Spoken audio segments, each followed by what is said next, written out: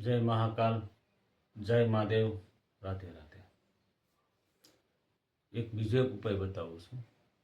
બહુ સરસ અને સિમ્પલ છે અને એમાં કોઈ પણ જાતનો ખર્ચો કંઈ છે નહીં. એક 5 પૈસાનો ખર્ચો એમાં લાગતો નથી. તો એની માટે શું કરવાનું?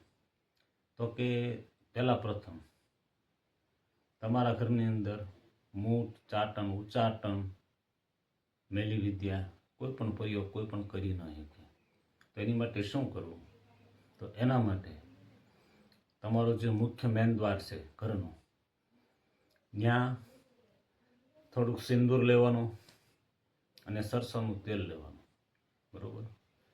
અને એમાં ઘોળી અને સરસવના તેલ અને એ સિંદૂરનો ચાંદલો તમારા મેન દ્વાર જે છે, મેન દ્વારનું જે ઉમરું છે, જો ત્યાં ચાંદલો કરવામાં આવે, એનો ચાંદલો તમે દરરોજ કરો એટલે કોઈ તમારા ઘરમાં પર કોઈ પણ ક્રિયા કે કોઈ પણ બાધાઓ આવી ન શકે, નેગેટિવ ઉર્જા તમારા ઘરમાં પ્રવેશી ન શકે. એટલું ખાસ કરવાનું.